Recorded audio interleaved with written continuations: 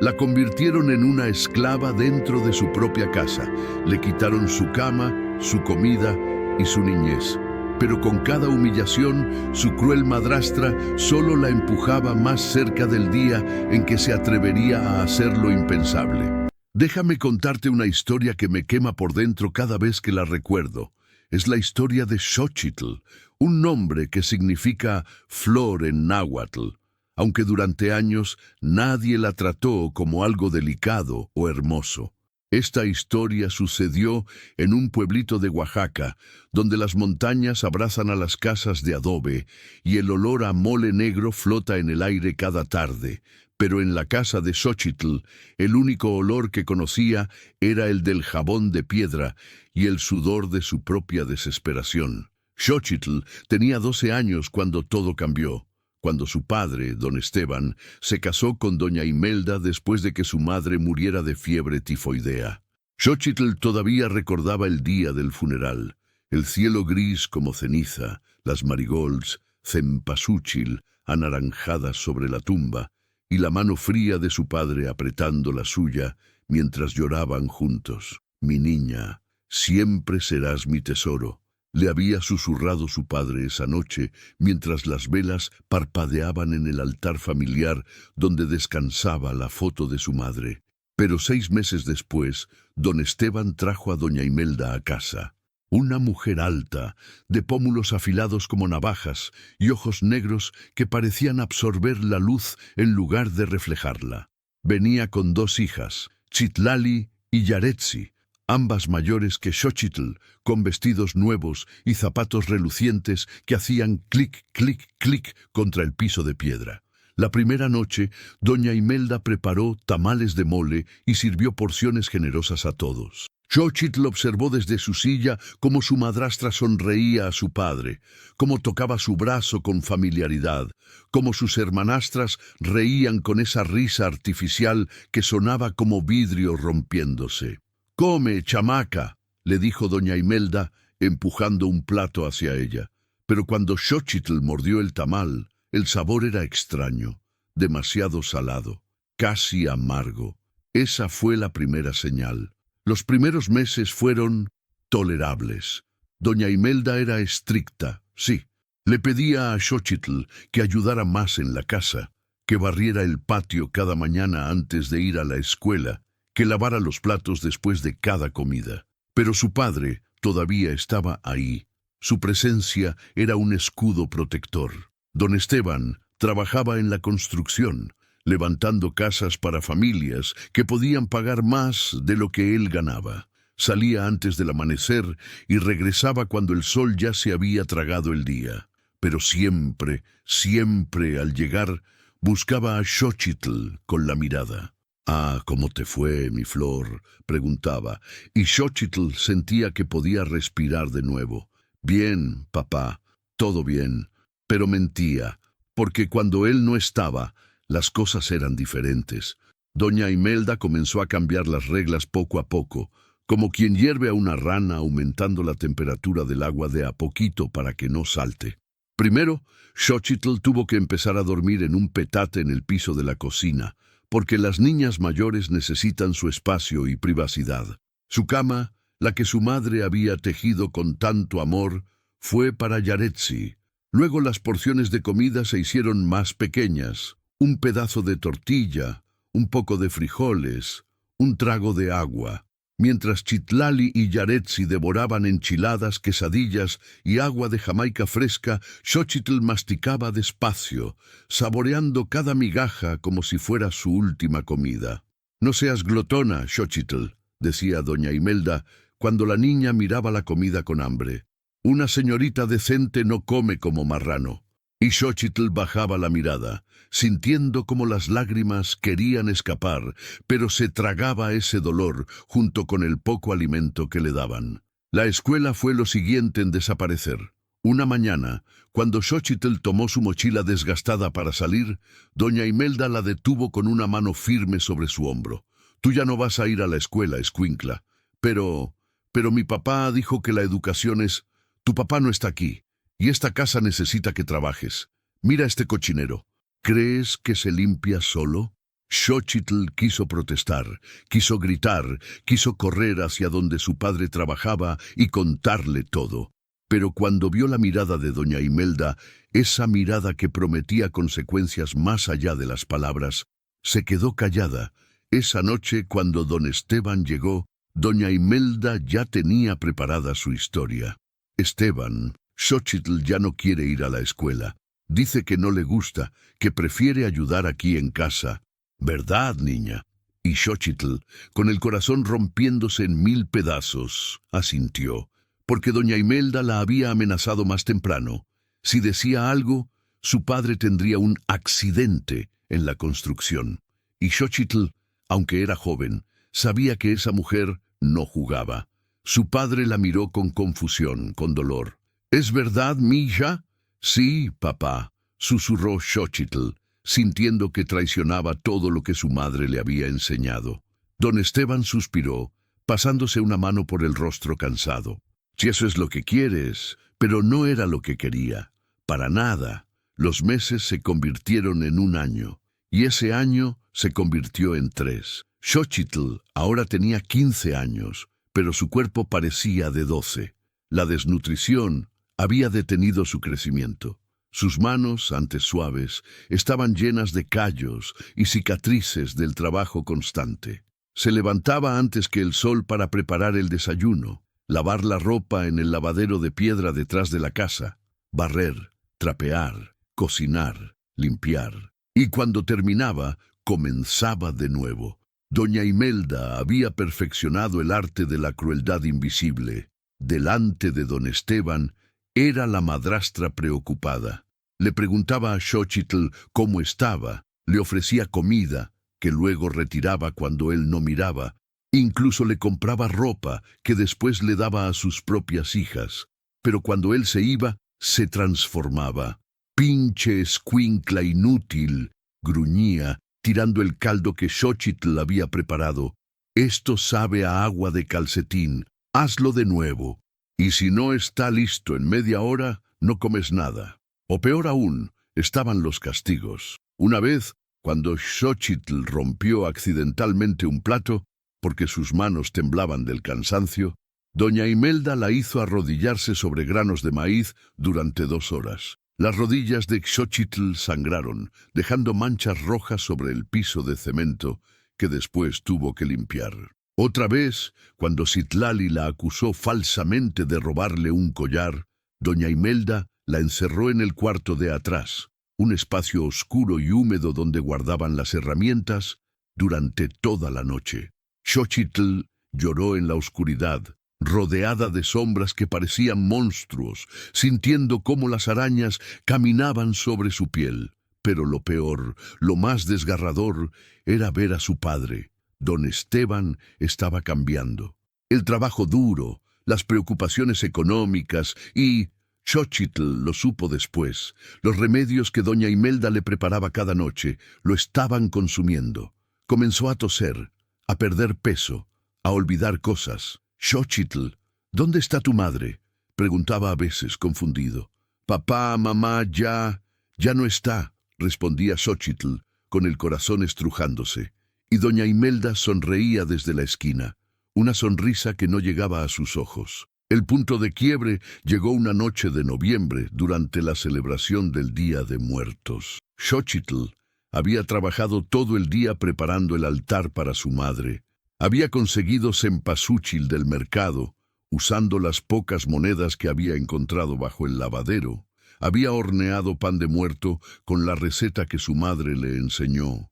Había puesto la foto de su mamá en el centro, rodeada de velas y copal humeante. Era el único momento del año en que sentía a su madre cerca. Cuando terminó, el altar brillaba hermoso en la penumbra. Las velas proyectaban sombras danzantes sobre las paredes. El olor del copal mezclado con el pan recién horneado llenaba la casa con una calidez que Xochitl no había sentido en años. Cerró los ojos y susurró: «Mamá, te extraño tanto. Dame fuerzas. No sé cuánto más puedo soportar». Fue entonces cuando escuchó el grito. «¿Qué demonios es esto?». Doña Imelda entró como tormenta, con Citlali y Yaretsi detrás de ella. Su rostro estaba rojo de furia. «¿Cómo te atreves a hacer este tiradero en mi sala?» «Pero es el Día de Muertos», dijo Xochitl, su voz apenas un susurro. «Es para mi mamá. Tu madre está muerta, y los muertos no regresan. Quita esta basura ahora». «No», susurró Xochitl, y luego, más fuerte, «no». Fue la primera vez en 3 años que le respondía. El silencio que siguió era tan denso que podría cortarse con cuchillo. Doña Imelda la miró con una expresión que Xochitl no había visto antes. No era solo ira, era algo peor, era odio puro. «¿Qué dijiste, chamaca?» «Dije que no». Xochitl se puso de pie temblando pero firme. «Este altar es para mi mamá, y no lo voy a quitar». Doña Imelda se acercó lentamente, como un depredador acorralando a su presa, y entonces, con un movimiento brusco, barrió el altar con su brazo. Las velas cayeron, el pan se esparció por el suelo, la foto de la madre de Xochitl voló por el aire y el vidrio se rompió al estrellarse contra la pared. Las flores se pisotearon.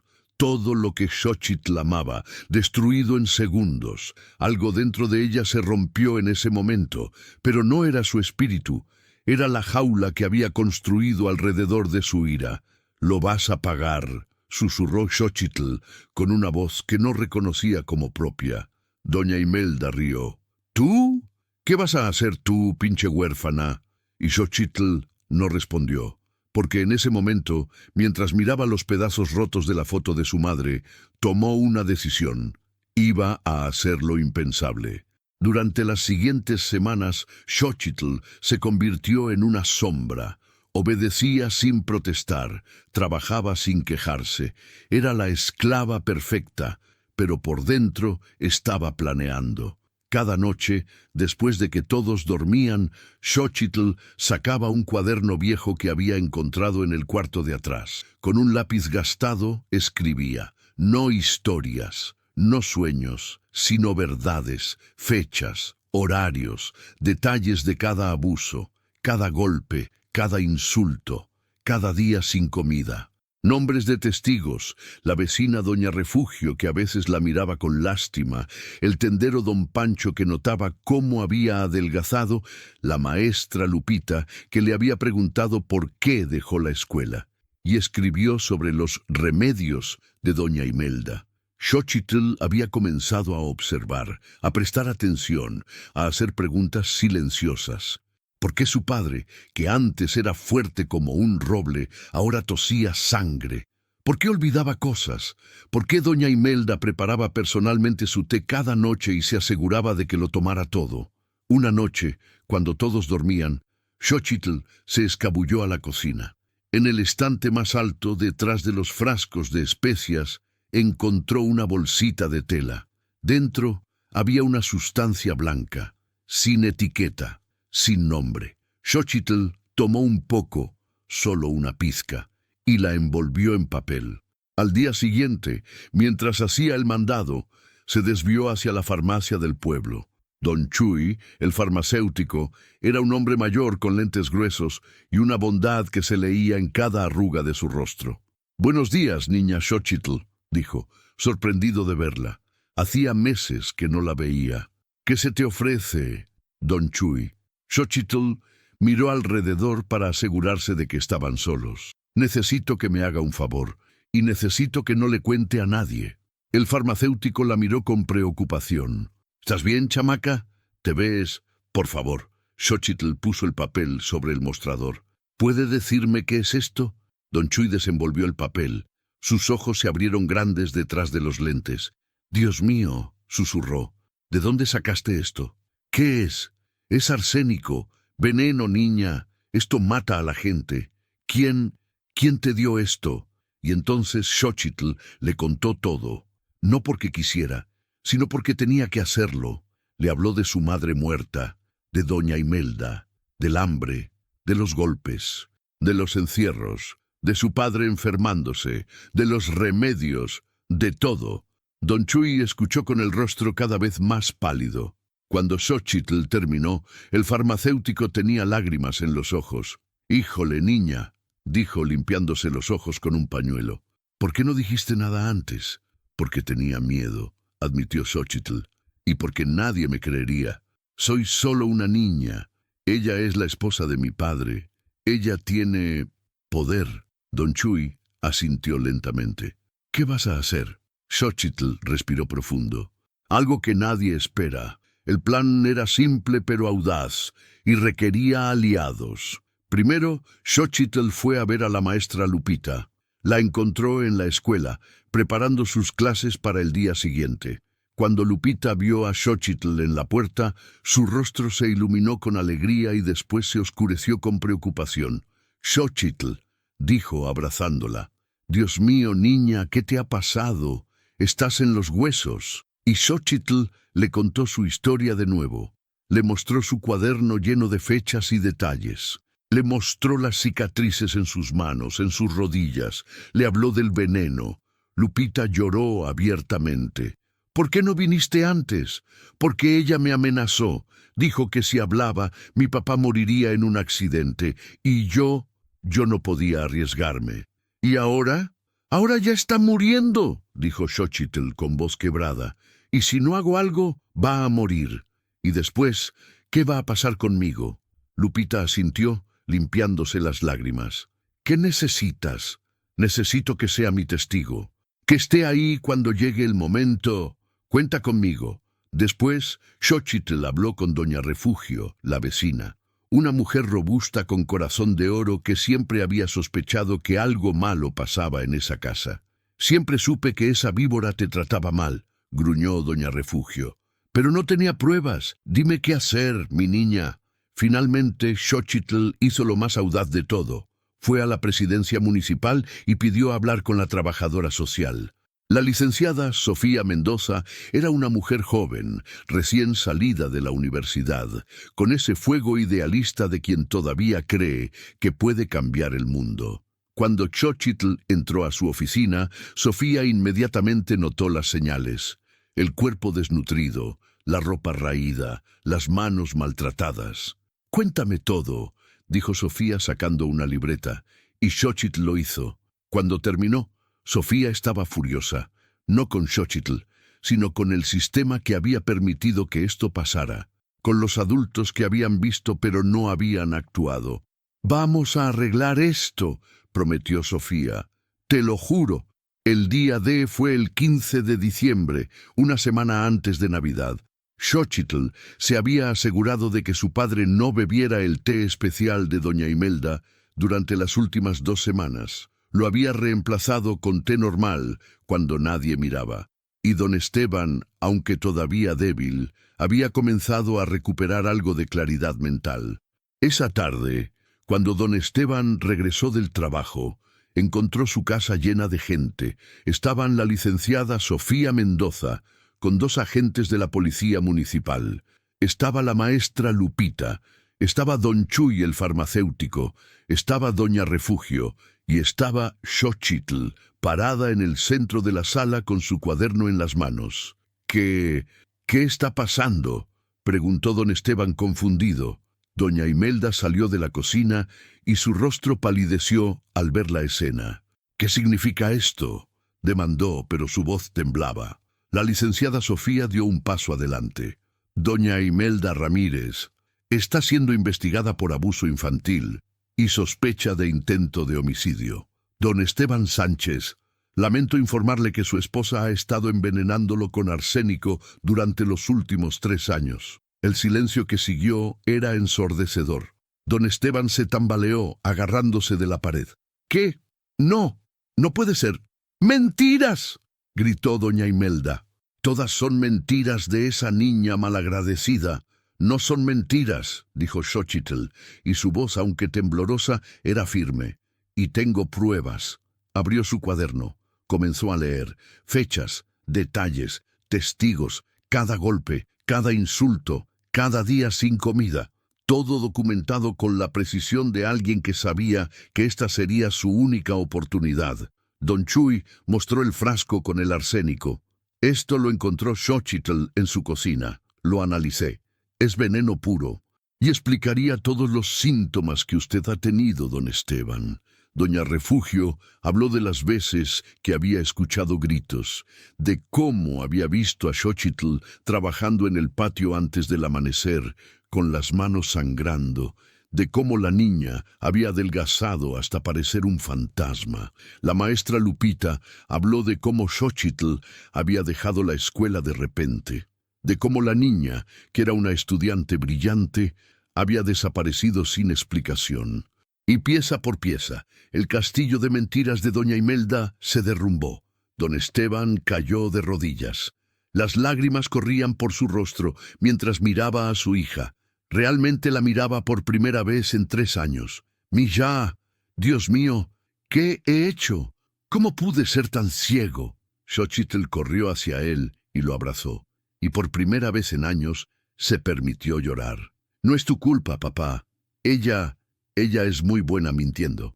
Los policías esposaron a doña Imelda, quien seguía gritando su inocencia. Citlali y Yaretsi observaban en silencio, horrorizadas al darse cuenta de todo lo que su madre había hecho. Pero Xochitl no sentía triunfo, no sentía alegría, solo sentía alivio y un cansancio tan profundo que llegaba hasta sus huesos. «Se acabó», susurró la licenciada Sofía, poniéndole una mano en el hombro. «Ya se acabó, valiente». Pero la historia no terminó ahí, porque la vida real no es un cuento de hadas donde todo se soluciona en un instante. Los siguientes meses fueron difíciles. Don Esteban tuvo que ser hospitalizado para tratar el envenenamiento por arsénico. Los doctores dijeron que había sido una dosis baja pero constante durante mucho tiempo. Su hígado estaba dañado, sus riñones también. Tendría que tomar medicamentos por el resto de su vida, pero estaría vivo, y eso era lo que importaba. Doña Imelda fue arrestada. El juicio tomó meses. Xochitl tuvo que testificar. Reviví cada momento horrible delante de extraños, pero con cada palabra sentía que el peso sobre sus hombros se aligeraba. Al final, doña Imelda fue sentenciada a 18 años de prisión por abuso infantil grave, intento de homicidio y una larga lista de otros cargos. Citlali y Yaretsi fueron a vivir con sus abuelos maternos en otro estado. Xochitl nunca supo qué pasó con ellas después, y honestamente no quería saberlo. Durante ese tiempo, Xochitl vivió temporalmente con doña Refugio, mientras su padre se recuperaba. La vecina la llenó de comida, de cariño, de todo lo que le habían quitado. Xochitl ganó peso. Sus mejillas recuperaron color. Sus manos comenzaron a sanar. Pero las cicatrices internas tardarían más. La licenciada Sofía le consiguió ayuda psicológica gratuita. Una terapeuta llamada doctora Patricia, que hablaba con voz suave y nunca la presionaba a hablar de cosas que no estaba lista para enfrentar. «El trauma no desaparece de la noche a la mañana», le dijo la doctora Patricia en una sesión. «Es como una herida profunda. Toma tiempo sanar y a veces deja cicatrices, pero esas cicatrices son prueba de que sobreviviste». Y Xochitl, aunque joven, entendió que era cierto. 6 meses después del arresto, don Esteban finalmente salió del hospital. Xochitl lo esperaba en la puerta con un ramo de cempasúchil, las flores que su madre amaba, las flores que doña Imelda había pisoteado. Padre e hija se abrazaron en silencio. No necesitaban palabras. Esa noche, juntos, reconstruyeron el altar para la madre de Xochitl. Colocaron su foto, ahora en un marco nuevo. Pusieron velas, copal, pan de muerto y todas las flores naranjas que pudieron conseguir. «Perdóname», susurró don Esteban, con lágrimas cayendo sobre el altar. «Debí protegerte. Fui un mal padre». «No», dijo Xochitl, tomando su mano. «Fuiste un padre engañado. Hay una diferencia». Don Esteban la miró con ojos llenos de amor y dolor. «Eres tan valiente, mija. Más valiente que yo jamás seré. Hiciste lo que yo no pude hacer. Viste la verdad cuando yo estaba ciego». «Hice lo que tenía que hacer», respondió Xochitl, «porque mamá me enseñó que las flores pueden crecer incluso en la tierra más seca, y yo soy su flor». La reintegración de Xochitl a una vida normal no fue fácil. Cuando finalmente regresó a la escuela, ahora con 16 años, 4 años mayor que sus compañeros de clase, algunos la miraban con lástima, otros con curiosidad, algunos incluso con miedo, como si fuera algo quebrado que podría contagiarlos. Pero la maestra Lupita la defendió fieramente. Xochitl Sánchez es una de las estudiantes más inteligentes y valientes que he conocido, le dijo a la clase el primer día, y espero que todos la traten con el respeto que merece. Los primeros meses fueron solitarios. Xochitl se sentaba sola en el recreo, comiendo su torta de frijoles, ahora preparada con amor por su padre, y leyendo libros. Los años de aislamiento le habían robado sus habilidades sociales. No sabía cómo hablar con chicos de su edad, no entendía sus bromas, no compartía sus experiencias, pero había una chica, Marisol, que se acercó a ella un día. ¿Puedo sentarme aquí?, preguntó señalando el espacio junto a Xochitl. Xochitl asintió, sorprendida. Marisol se sentó y sacó su almuerzo. Comieron en silencio por un rato, y luego Marisol dijo: «Mi hermano estuvo en una situación similar, diferente, pero similar. Abuso, negligencia. Lo entiendo. Si alguna vez quieres hablar o si solo quieres no hablar, estoy aquí». Y así comenzó una amistad que cambiaría la vida de Xochitl. Marisol la introdujo a su grupo. No eran los niños populares, eran los raros, los solitarios, los que no encajaban perfectamente en ningún lado, pero juntos habían creado su propia tribu. Estaba Rodrigo, el chico gay que amaba el teatro y hablaba con las manos. Fernanda, la chica goth que escribía poesía oscura pero tenía el corazón más suave. Ángel, el nerd de matemáticas que también tocaba la guitarra en una banda de rock. Y Xochitl, la sobreviviente. Por primera vez en años, Xochitl se sintió normal. No era la niña abusada, no era la víctima, era solo Xochitl, una chica de 16 años que le gustaba leer, que era buena en matemáticas, que estaba aprendiendo a confiar de nuevo. 2 años después, Xochitl se graduó de la preparatoria con honores. El auditorio estaba lleno de gente, su padre en la primera fila, con lágrimas de orgullo. Doña Refugio, la maestra Lupita, Don Chuy, la licenciada Sofía, la doctora Patricia, su tribu de amigos, todos ahí para verla cruzar el escenario y recibir su diploma. Cuando pronunciaron su nombre, Xochitl Sánchez Hernández, el auditorio explotó en aplausos, porque todos en ese pueblo pequeño conocían su historia, y todos estaban orgullosos de la niña que se había negado a ser quebrada. Xochitl caminó hacia el escenario con la cabeza alta. Ya no era la niña flaca y asustada que dormía en el piso de la cocina. Era una mujer joven, fuerte, brillante, con todo el futuro delante de ella. Recibió su diploma y, en lugar de simplemente salir del escenario, se detuvo en el micrófono. No estaba planeado, pero sintió que tenía que decir algo. «Quiero agradecerles», dijo, su voz amplificada llenando el auditorio, «a todos los que me ayudaron cuando más lo necesitaba.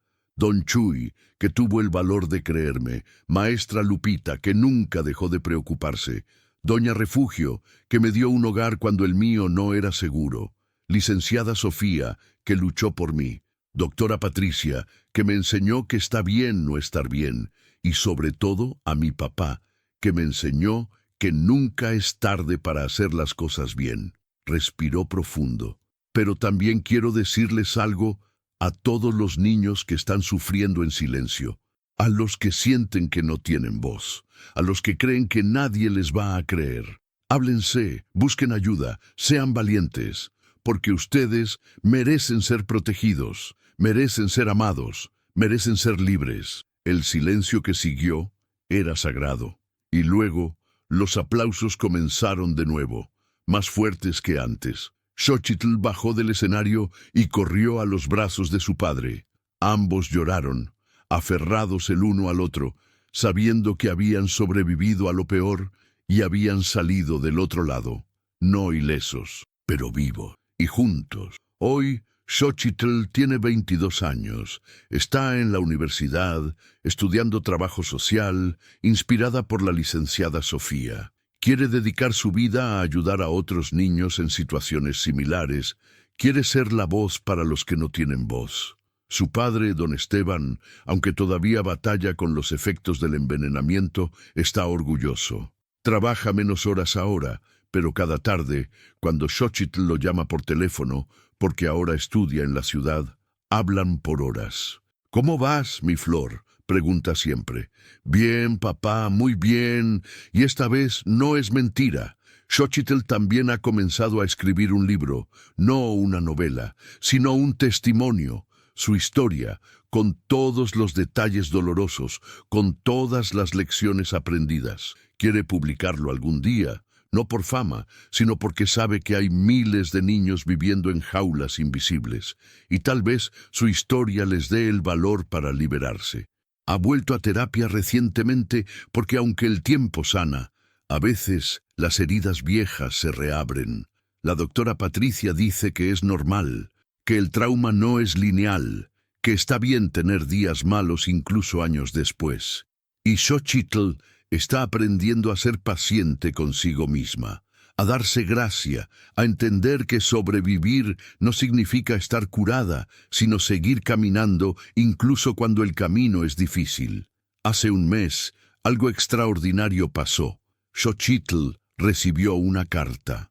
No tenía remitente, pero el matasellos era de un estado lejano. Dentro había una nota escrita a mano con caligrafía temblorosa. «Xochitl, no sé si deberías leer esto. No sé si me odias. Probablemente tienes todo el derecho. Soy Citlali, tu hermanastra. He pensado en escribirte durante años, pero nunca tuve el valor. Ahora que soy mayor, que tengo mi propia hija, finalmente entiendo la magnitud de lo que mi madre te hizo, de lo que yo también te hice, por omisión. No busco tu perdón. No lo merezco, pero quiero que sepas que lo siento. Siento haber sido cobarde. Siento no haberte defendido. Siento haber dejado que mi miedo fuera más importante que tu seguridad. Mi madre está en la cárcel. No la he visitado en 3 años, no puedo. Cuando la veo, solo veo a la mujer que casi destruyó a una niña inocente. Yaretsi y yo estamos en terapia, tratando de lidiar con el hecho de que crecimos con un monstruo y no lo supimos, o peor, lo supimos y no hicimos nada. No espero respuesta. Solo quería que supieras que no todos en esa casa eran ciegos a tu dolor. Algunos solo éramos cobardes. Que tengas una buena vida, Xochitl. Te lo mereces más que nadie que conozca. Citlali». Xochitl leyó la carta 3 veces. Sintió muchas cosas. Ira, tristeza, confusión. Pero también sintió algo inesperado. Compasión. Citlali y Yaretsi habían sido niñas también. Niñas asustadas de su propia madre. Y aunque eso no excusaba su silencio, Xochitl entendía ahora que el abuso no solo lastima a las víctimas directas, lastima a todos los que orbitan alrededor. Decidió no responder. Todavía no. Tal vez nunca.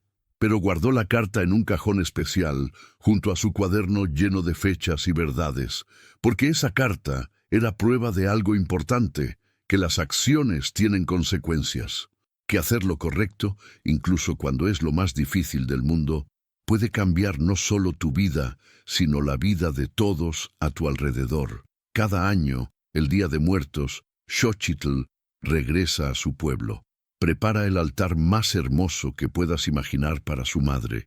Cempasúchil por todas partes, velas que iluminan la noche, pan de muerto, hecho con la receta de su abuela, fotos de su madre joven y sonriente, y Xochitl se sienta frente al altar y le cuenta a su madre todo lo que ha logrado.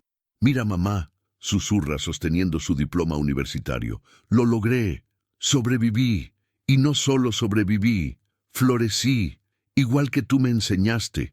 Y aunque su madre no puede responder, Xochitl siente su presencia en el olor del copal, en el parpadeo de las velas, en el viento suave que mueve las flores. Su padre se sienta junto a ella, y juntos honran la memoria de la mujer que les enseñó que el amor es más fuerte que el odio, que la verdad es más poderosa que las mentiras, que incluso en la tierra más seca, más cruel, más imposible, una flor puede encontrar la manera de crecer.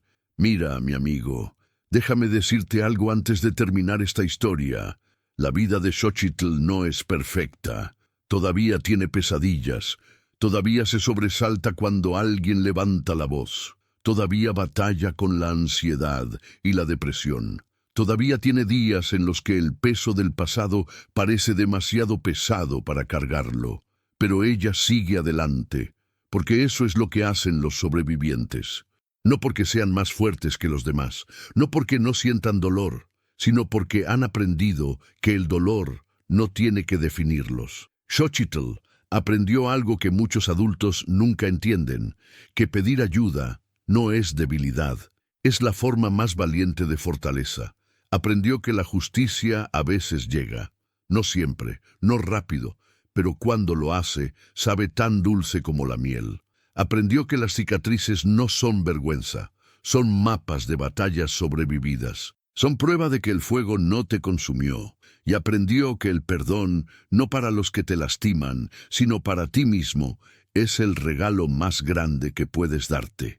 La última vez que vi a Xochitl, porque sí, esta historia tiene algo de verdad, todas las mejores historias la tienen. Estaba dando una plática en una conferencia sobre derechos de los niños. Subió al escenario con un vestido azul cielo bordado con flores naranjas. Su cabello largo recogido en una trenza, sin maquillaje porque ya no necesitaba esconder nada, y habló con una voz que hacía eco en toda la sala. Contó su historia, toda, los años de abuso, el hambre, los golpes, el veneno, su decisión de hacer lo impensable, denunciar a su madrastra cuando nadie esperaba que una niña tuviera ese valor. Hubo lágrimas en el público, hubo rabia. Hubo gente que se levantó a aplaudir incluso antes de que terminara. Y al final, una niña pequeña, no podía tener más de 10 años, levantó la mano. «Sí, corazón», dijo Xochitl sonriendo. Yo también estoy. Mi tío me...» La niña no pudo terminar. Comenzó a llorar. Xochitl bajó del escenario de inmediato. Se arrodilló frente a la niña. La tomó de las manos. «Lo sé», susurró.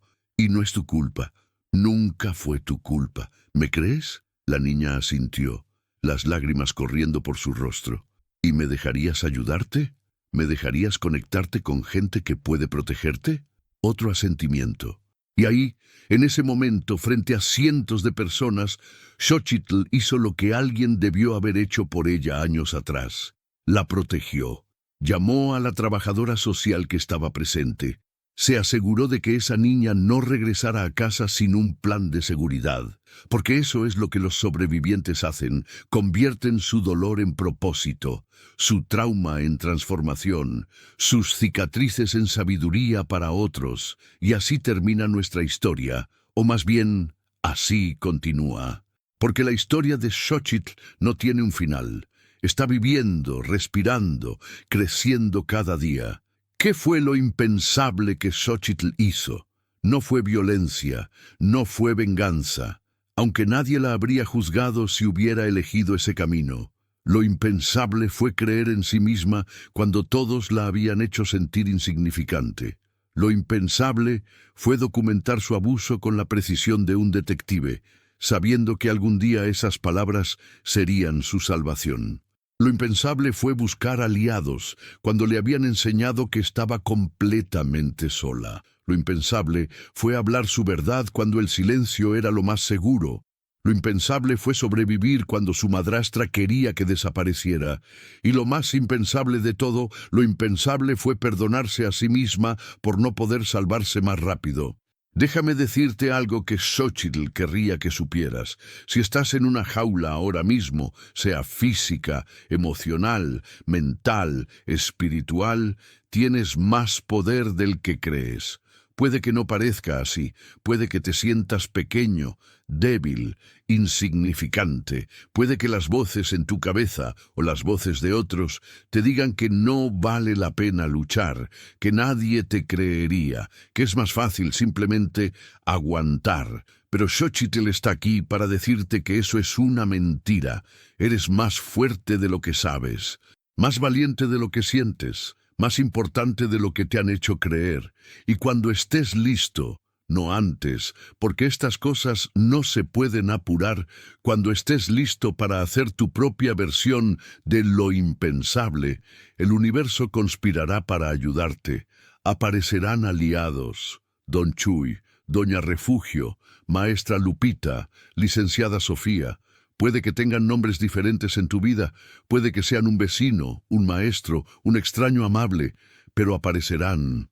Porque hay más bondad en el mundo de la que el dolor nos deja ver, y aunque el camino será duro, no te mentiré, será más duro de lo que deberías tener que soportar. Al final, cuando salgas del otro lado, serás como Xochitl, no ileso, pero libre. Y la libertad, mi amigo, vale cada lágrima, cada miedo, cada momento de duda, porque una flor que crece en el concreto es más fuerte que 1000 rosas de invernadero. Y tú eres esa flor. Deja tu like y ayúdame a llevar esta historia a más corazones, para no perderte más historias que transforman. Suscríbete al canal.